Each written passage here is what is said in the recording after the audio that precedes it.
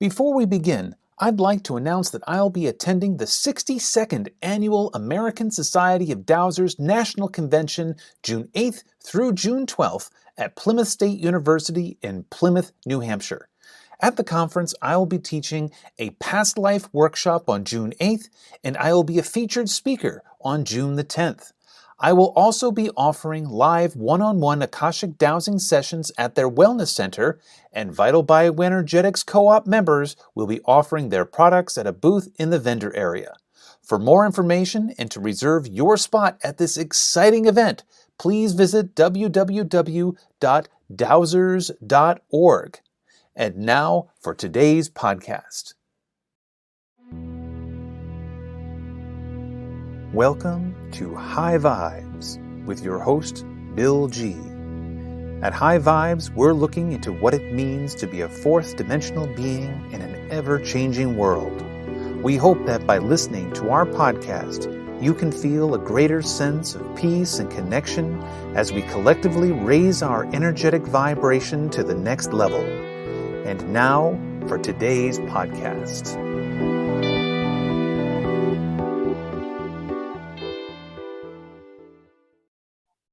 Hello and welcome to High Vibes. I'm Bill G, and I'm here today with our lovely co-members of our co-op at Vital Bioenergetics. We have Jody Crotty, and then we also have Jayme Westrom. And so say hello, guys, and welcome to the show. Hello and welcome to the show. No. Awesome. Okay. So today's topic I would like to hit on today. Over the last few episodes, I've been kind of hinting at and talking about a little bit about what it means to go through a healing process. And, because there's a lot of miscommunication or misinformation about the healing process. Some people are like, okay, if I just sit down and meditate a lot, and then I'll just be healed, and then everything will be cool, and we can kind of fast track this. And anybody who's actually gone through a healing process understands that this is absolutely not the case. That when you are going through a healing process, you are often facing your shadow self, you are facing your darkest, deepest nightmare self, and you have to bring that into conscious awareness. You have to face it. You have to then have tea with it. Like in Journey, you have tea with your masters or whatever, with your teachers, and then they kill you a few times, and then eventually at the end of that, you are feeling a whole lot better. So what I wanted to talk about with you guys today is maybe some experiences that you have about this process, this healing process, because we want to encourage people out there who are listening to the podcast. Hey, I would like to go through a healing process, or I got things that are kind of stuck in me and I don't know what to do with them. I want to heal, but what can I expect? What is it going to be, all sunshine and rainbows and unicorns, or is this going to be some deep, dark work that I really need to be doing? And I'm going to feel a lot better at the end of it, but what do I have to look forward in the short term? So who wants to start? Well, just the other day, I had somebody that was getting ready to embark on a detox, and I brought up the notion of Herxing or Herxheimer reaction, and the person had never heard of that and really hadn't heard of the concept that when you're detoxing, you could feel worse before you feel better. And it's funny because we've been in this world so long, some of these terms and ideas just seem as basic as the alphabet to us. But some people are really hearing these things for the first time. And so I think it's really smart of you to bring up, this idea about what does the healing process really look like, and how long should it take, and what does it feel like, and So why don't you go in a little bit more detail about the Herxheimer, describe that process for us. So somebody is going to be detoxing. What are they taking from you to go through this detox process? Well, it can be a specific detoxification supplement, or it could be somebody's fasting, or it could be somebody's just, starts a new workout program and their body's releasing some things, or they're doing emotional work, they're doing this shadow work that you're talking about. But you herx when your body is unable to get out the toxins that it's releasing. So it's trying to clear the toxins and they're not getting out fast enough. And so you start, you feel sick before before you feel better. That's basically the short of it. Yeah. How bad can herxing feel for somebody? I mean, you say feeling sick. I mean, what kind of symptoms are we talking about? Well, nausea, headaches, diarrhea, vomiting, fever, all of, the typical things that you would feel if you were like had the flu, basically. And this is a sign that you're going too fast with your healing process. And a lot of people, if that happens to them and they're not going at the right pace, they get frustrated and then they don't continue their protocol. And then they don't get to the final destination, which is where they really want to get to. So how long does the herxing process usually take? That's a good question. I honestly haven't, I'm trying to think if I've ever experienced anything like that. But typically you can come out of it fairly quickly within a 24-hour period if you just start hydrating yourself and, kind of halt your detox process and, eat fresh fruits and vegetables and get plenty of rest. But ideally, you're working with a practitioner, enough to go at the right speed so that your detox is slow and gentle and that sort of thing doesn't happen. Yeah, when Nina's doing, she has a protocol for dealing with Lyme's disease, and and it usually involves a set of herbs and whatever. And the herxing process is quite real, and she's actually had a number of clients who she was working with who started that herxing process, and they're like, oh no, I don't want to be feeling sick anymore, and so they stop the process, and then they end up being sick again. Yep. Whereas the people who are actually had the self-discipline enough to go through that process, and it really depends on the illness. What are you herxing? What are you detoxing? Right. The more toxic you are, I mean, if you're dealing with something like Lyme or cancer and things of that nature, you're really dumping a big toxic load, and you want that stuff out. Right. Exactly. Yes. So you can either push through it if you get to that point. Yeah. You either take it slow and ramp up, or if you're going through that, you push through it. Right. And yeah, and you're right. It really depends on what are you detoxing. If you're detoxing something like Lyme's or cancer or something like that, you want to make it aggressive and just be ready for it. Mm-hmm. Plenty of liquid, plenty of water, vegetables, you're fasting and whatever. You follow your diet, you follow your practitioner's instructions to the letter. And then at the other side of it, you are disease free, or you have reduced the level of toxin in your body so that your body can then activate its own self-healing ability. Jody, do you have a herxing story for us or something similar? It's kind of a little different, actually. So as an animal communicator, we as humans are so devoted to our animals. So anytime that our animals are sick or detoxing, our immediate concern goes for them. That being said, they're kind of working with us to notice those things that are within us. So it's almost as if you're working together in the same aspect of my pet is sick, but your pet is picking up something within you that is not. So there's a lot of, I want to probably say, emotional detox, especially when it comes to grieving. Grieving is the biggest that I've seen in my line of work that people really struggle with.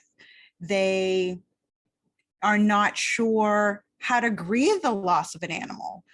As to a human, it's so different. And the fact that it's so overwhelming and scary that somebody could have this affection, these feelings, these emotions towards an animal. So I actually had a client just the other day who this was her first dog. She had never had any animals growing up. It was this dog was her child. So the dog passed away at a fairly young age. It was a smaller dog. She could not rationalize within herself why she was still grieving and grieving so heavily. So the animal was actually helping her from the other side energetically and intuitively to soothe her, to let her know that, hey, I'm on the other side, I'm okay. But it was almost like this boundary and this block that she, as the conscious mind, couldn't wrap her head around, if that makes sense. And so Yeah. it's in my line of work, it's more of the emotional detoxing of, if we have a dog that's misbehaving or an anxious dog, why is that dog anxious? Well, 9 times out of 10, it's usually the human that is anxious. And so the animal will sometimes mirror that. So it's kind of a little different when thinking about the emotional detox, the emotional effect, opposed to the physical effects of like a detox. Absolutely. And even in my own work, that we call that mirror work, or that life is your mirror. And oftentimes when you are going through some kind of emotional turmoil, or you're kind of lost in your life, it's going to reflect back to you in your family members. It's going to reflect back to you in your work. Like if you're unhappy at a job, you'll all of a sudden find yourself on the outs with the boss, and you're finding yourself that you get a bad performance review, and you're like, wait a second, I know this job, and why am I getting such bad reviews? And it's because you're going through something. You are changing. The job may no longer be a good fit for you because you're ready to move on to something else in your life. And so when people come to me with those kinds of complaints, we do the Akashic Dowsing, and we just usually discover you're just in the wrong job. It may have been the right job 5 years ago or 10 years ago when you first took it, but right now it's just not the right job for you. You have moved on. You have grown beyond it. And because you're holding on to it, because you're so afraid to let go of that paycheck, or you're so afraid to let go of the security that comes with having that job, it's getting worse and worse for you. And eventually it's going to cause a breaking point where you're either going to get laid off, fired, or just something's going to happen to make that job so unbearable that you have to leave it. And then you have that piano, or that catalyst moment that just makes it that much of a horrible experience. And when things are that bad, it's very easy for you to say, all right, I just need another job just like it, just to put me back to normal. And that wasn't what the universe was telling you at all. What the universe was telling you, no, you need to be out of that kind of line of work. You need to be doing something completely different. And so that goes kind of along with that what I call the mirror of your world is reflecting back to you the pain that you are feeling inside, because you are growing, you are expanding, and if your world's not expanding with you, it tells you so. Well, and that's the important thing of our pets, whether they be a hamster or a horse, or even the wild animals. They're bringing our awareness to something within ourselves. Most people don't look at it that way. No. They're like, there's just a squirrel who's driving me crazy because he's trying to get into the bird seed that I enjoy the birds. And so we try to rationalize it and all of these things. And so if looking at the animals as teachers, that they are teaching us something, they're teaching us how to evolve. They're teaching us because they come from a place of infinite love, of unconditional love. And Bill, I think we've said this before, they don't care if you go to the store in your pajamas. They are excited that you're excited to go to the store in your pajamas. However you want to do that, it really is about you evolving with the help of the animals. They're teaching us. Because they've mastered unconditional love. Why not learn from them? Because they've learned it. Okay, cool. That's awesome. So that pet that's come into your life is helping you evolve. They're showing you how amazing you are. They are showing you that you are lovable, that you are worthy of a second job. If this job isn't, I'm going to be here to support you. So it's educating the human world that the animals have been there doing this the entire time. So it really, it's, my clients are like blown away when they find out, oh, so that's what he's been teaching me. Oh, I get it now, that I am worthy, I am deserving, because it's reflected, because we devote so much to our animals. So it kind of comes back. So that's a really good point. I've actually got a pretty cool wild animal story real quick. And it's a short one. In Vermont, we actually are required to compost. We were not allowed to put any of our compost out on the curb. And so I got myself a nice compost bin, you know, one of those closed things and whatever, and I got it out in the backyard and whatever. And at least 4 or 5 times that first year I had it out, the neighborhood black bear would come along and just toss it, because going after the food that was inside of it. And I was getting extremely frustrated because he was going after my compost. And so what I decided to do instead was I threw out the compost bin, and we live right next to the woods. And so just inside the woods, I set up an open compost bin. And so I put in all of the compost, and then it's in a big old pile. And now whenever the bear gets hungry, he just comes right over and sits down, and he eats what he wants, and then he leaves the rest of it behind. He doesn't make a huge mess, because where before he would toss a thing and throw all of the compost all over the lawn, and I have to go out there and clean it up. Now he's very neat, and he takes what he wants, and then he goes on. And the lesson that was teaching me was one about giving, one about generosity and whatever, and sharing my abundance. And so when I was keeping it enclosed like that, with the idea that I'm keeping all this compost for myself, for my garden or whatever, it was causing a block in energy with me and my environment. And then by opening it up, now I'm more in harmony with my environment, and I have more than enough compost than I need right now. So that's a good thing too, because I was always afraid that, oh, if he eats all my compost, I'm not going to have any compost. Now I've got it. I have more than enough, and the bear gets to eat too. And thinking about all of the insects and the birds, and right. So it really is that ripple effect. So that bear definitely was showing you, because of your generosity, look at how you can create the compost in your backyard. So it's create everything, all the way down to the mushrooms, to the insects, to the birds, to then the bigger birds, and then the bigger birds, and then the predator. So you've created that chain. Right. So my question to you is, how do you feel now that you did that? I feel great. Absolutely. Since I did that, because when I was doing it before, I was feeling frustrated and angry. And what was reflecting back in my life is that was a time in my life when I was struggling so hard to hold on to my life and to have as much control over my life as I possibly can. And I was, extremely pissed off whenever the bear would come around. And since I was like, wait a second, I'm just going to let go here. I'm just going to put it out there and put out the buffet. Here's the buffet, and have as much as you want, and be sure to leave me enough so I can have what I need.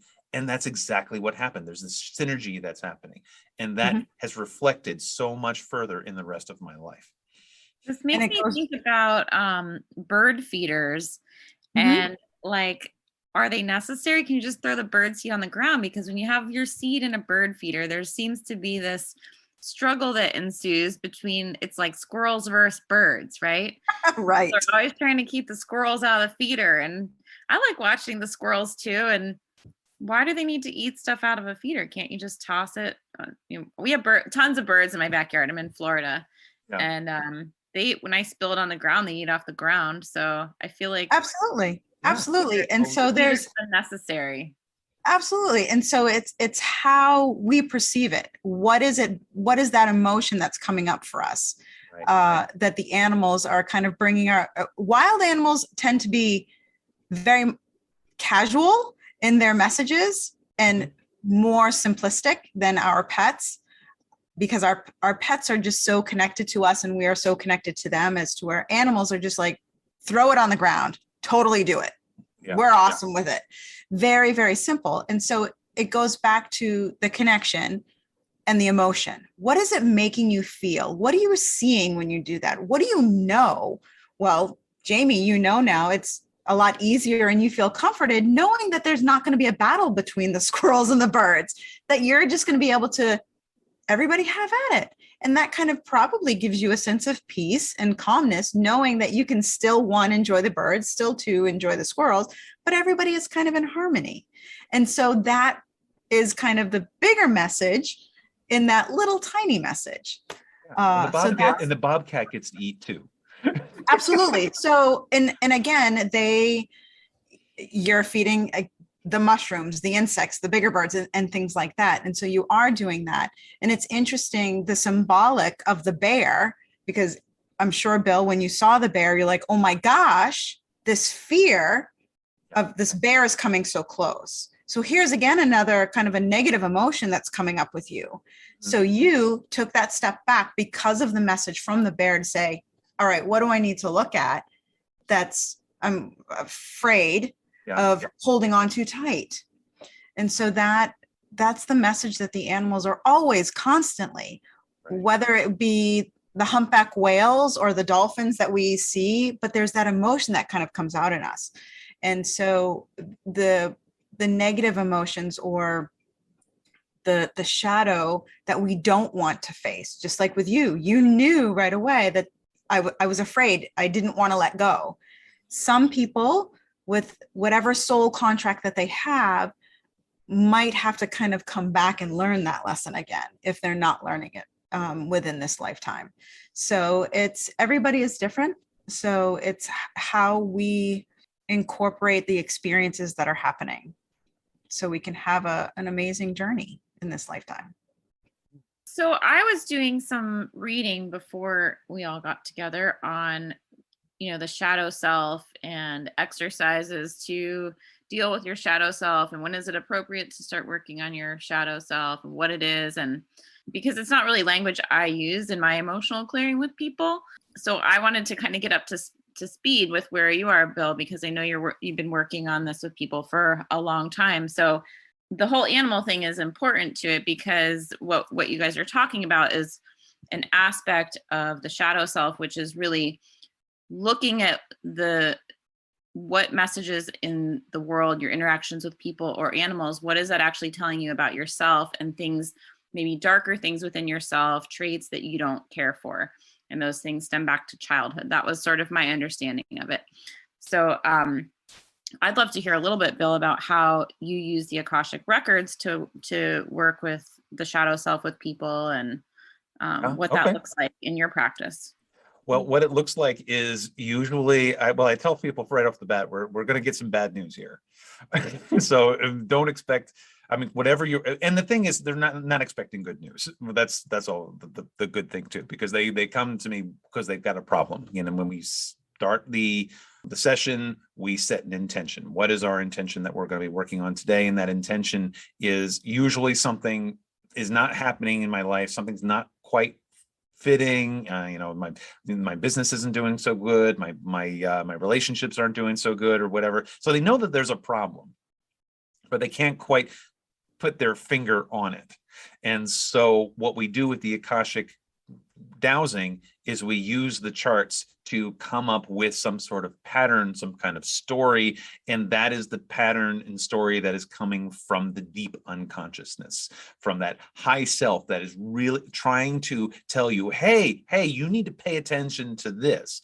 And what I love about the time temple charts is that with the time temple charts, we are looking at, all right, well, this is what you're doing. And it kind of gives a really great prognostication of what you are actually doing. And usually when people see that, they're like, oh yeah, I am doing that, aren't I? And then we go to the red coordinate. And the red coordinate is that higher vibration idea that's trying to work its way in. I call it the anchoring drama, or the anchoring dharma, or the anchoring distortion, or the highest, most creative life path that's trying to work its way in. And then it's like, that is what you need to be paying attention to. It is on the periphery of your awareness. It wants to come in, and that's what you need to work on. And that's where your real work is. And then we do the clearing, we wave the pendulum, we do a little meditation where we are bringing that into conscious awareness, not only in this moment, but every moment of your entire lifetime, way back, all the way to the present, all the way through the future, to bring that into conscious awareness. So that way you can then be aware of, I'm seeing it now. Oh my God, I've been doing this my whole life. I'm seeing that pattern now in my entire life. Oh my God, why didn't I see that before? I was such an idiot. It was right there, right in front of me this whole freaking time. And don't beat yourself up about that, because it was on the periphery of your awareness. You were so caught up in your everyday life or your everyday pain that you weren't aware of it. Now you are aware of it. Now you have the power to change it. Now you can make a different decision than the one you would have made before, because now you have awareness. And that's how it works in my practice when I'm working with people one-on-one. And so my whole goal is that we are going to do a few sessions together where we're going to really nail down exactly what it is that you are hiding from yourself, or what is it that's trying to bring in, so that way you don't need me anymore. So that way you'll be able to see it on your own, and you don't need someone to wave the pendulum or do Akashic Dowsing for you anymore, because now you are aware. You got it, and you can figure this out on your own now. And that makes me so happy when a client tells me, I don't think I need to make any more appointments with you, because that's great, because I got it, and I see it now, and that makes me very, very happy when that happens. So I do something very similar, but in a completely different way. So it's just fascinating to hear how different practitioners take their different modalities, and we're all kind of doing the same thing, but with a different lens. So I've been doing emotional clearing work with people for the last 10 years, but I just recently introduced a Zyto scanner to my practice, and I've been able to, it will show you through galvanic skin response exactly what negative emotions are causing stress to your body. And I've been able to figure out how to find those in the teeth through the dental charts on the Zyto scanner. And then I just go one tooth at a time, and you can muscle test the tooth. You can muscle test the organ and gland system that it's reflexing to, and it will tell you exactly the emotion. And you can either just specifically clear that negative emotion, let's say it's grief or sadness or fear, whatever that specific emotion is, or if the person's able to work with you to trace down where it's coming from, I can usually get, the age that came from, if it's a person or an event, maybe even specifically which person it is, and direct them through a clearing. I use a directional clearing, sort of a Native American style, but it is so fascinating to watch these emotions then clear on the Zyto scan.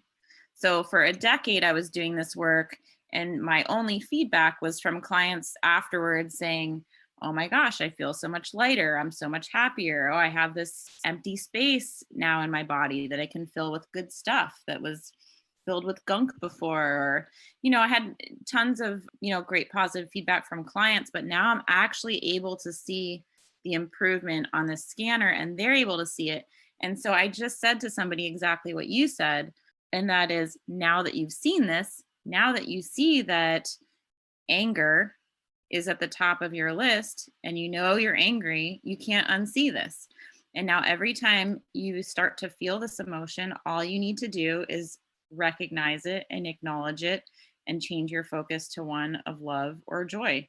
And then you just keep doing that over and over again until that's what your brain gets out of that habit of feeling that negative emotion. Guys, wow, great conversation. So let's close up by telling everybody how they can find you. I mean, if you've been listening to this thing and you hear all three of us here and you're like, wow, I need to connect with Jody. Oh no, I need to connect with Jayme. Oh, I need to connect with Bill. How do people find you? My name is Jody Crotty. So you can find me at www.jodycrotty, JODYCROTTY.com. That's my website. And I'm on Instagram under the same name as well, and on Facebook. So it's just my name. So Jody Crotty, JODYCROTTY. And I'm a certified soul level animal communicator. Jayme. Jayme Westrom, and my website is biofieldexpert.com. And you can find my phone number there, and feel free to call me or text me with questions. Awesome. And of course, you can find me at vitalbioenergetics.com. William G, Bill G, however you want to call me. You'll find my phone number there, my email address, and you can text me, you can contact me. Also, on the website, we have a book online feature. So if you can sign up for a free 30-minute consult through the website, and if you just want to figure out whether or not Akashic Dowsing is right for you, you can do that free of charge. Well, I'll talk to you for about a half an hour. And then at that point, you book all your sessions online, and we are off to the races, just getting it done. And that's what the most important thing of all. If you are on the fence right now about whether or not you need to do the healing work, the answer is probably yes. I really did if you're stuck in your life, you don't know what your next step is, or just things in life are freaky scary, which they are, because we live in a freaky scary world, because it is changing, that we're living in a constantly changing world. How do I fit into this? What do I need to do next? I'm not quite sure. Reach out to one of us, and we will be more than happy to talk to you and help you on your healing journey, because ultimately this is your journey. This isn't our journey. We've been through this journey before. This is your journey. You need to take charge of it. You need to take your power back. So thank you both for being here today, and thank you for listening. Thank you for listening. For more information about Bill and Nina G, please go to www.vitalbioenergetics.com. See you next time.